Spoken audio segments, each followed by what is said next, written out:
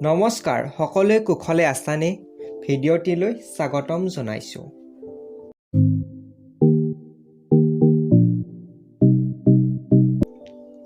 তোমাৰ মতে এই ছ'চিয়েল মিডিয়াবোৰক এটা বাক্যত যদিহে ব্যাখ্যা কৰিব কওঁ, তেন্তে সেই ব্যাখ্যাটো কি হ'ব? মোৰ মতে বাস্তৱতা সলনি কৰা এটা গোলা, নহয়নে? কোনোৱে গান গাই আছে, কোনোৱে অভিনয় কৰি আছে, কোনোৱে হহুৱাই আছে, কোনোৱে আকৌ গেমেই খেলি আছে, কোনোৱে একেবাৰে প্ৰেৰণাৰে ভৰাই দি আছে, কোনোবাই আৰু নিজৰ বিৰাট জীৱনটো দেখুৱাই দৰ্শকক আপ্লুত কৰি আছে। যিয়ে নহওক, পোন প্ৰথমবাৰৰ বাবে এই গোলাটোত জন্ম লোৱা জনপ্ৰিয় শিশুটো আছিল ফেচবুক। তাৰ পিছত আহি আছে আৰু আহিয়ে আছে নতুন। তাৰ ভিতৰত ফেচবুক, হোৱাটছআপ, ইনষ্টাগ্ৰাম, টিকটক আৰু ইউটিউবে সকলো প্ৰকাৰৰ মানুহৰ মাজত ঠাই লৈছে। বাকী ছ'চিয়েল মিডিয়াবোৰে ব্যৱসায়, ৰাজনীতি এনেবোৰ নিৰ্দিষ্ট বিষয়ৰ মাজতহে সীমাবদ্ধ হৈ আছে। ফেচবুকে সকলোকে লগ কৰিলে, হোৱাটছআপে তাৰ মাজত ভাগ কৰি আপোনবোৰক এডোখৰ বেলেগ ঠাই দিলে। তাৰ পিছত আহিল ইনষ্টাগ্ৰাম, আহিছে দেৰিকৈ, কিন্তু যিটো হাৰত ইনফ্লুৱেঞ্চাৰ সৃষ্টি কৰিলে, বাকী সকলোকে পিছ পেলাই দিলে। আজি বিভিন্ন কোম্পানীসমূহৰ পচন্দৰ এপ্লিকেশ্যনবোৰৰ ভিতৰত ইনষ্টাগ্ৰামৰ স্থান প্ৰথম, কিয়নো ই অধিক হাৰত বস্তু এটাৰ প্ৰতি মানুহক আকৃষ্ট কৰাব পাৰে। টিকটক এনে এটা এপ্লিকেশ্যন যিয়ে ট্ৰেণ্ডৰ ভিত্তিত চলে। বিভিন্ন টেগ লাইনৰ দ্বাৰা টিকটকে সকলো দিশতে আগবাঢ়িবলৈ চেষ্টা কৰিছিল, যদিও তাৰ দ্বাৰা বৰ বিশেষ সলনি নহ'ল।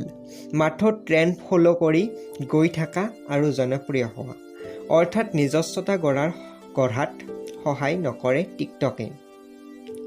তাৰ পিছত সকলোকে ঠাই দিয়া আৰু যথেষ্ট অভিজ্ঞ আৰু জ্ঞানী সামাজিক মাধ্যম ইউটিউব।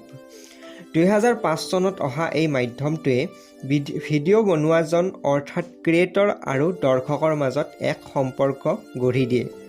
সময় যোৱাৰ লগে লগে আৰু বিভিন্নজনক উপাৰ্জনৰ পথ দিয়াত সফল হৈ এই মাধ্যমটোৱে মানুহৰ মনত এক মানদণ্ড পাবলৈ সক্ষম হৈছে। কোনেও ভাবিব পৰা নাছিল যে ভিডিঅ' বনাই, গেম খেলি টকা উপাৰ্জন কৰিব পৰা যাব আৰু লগতে ইউটিউবাৰ বুলি সমাজত এক ভাল পৰিচয় পাব।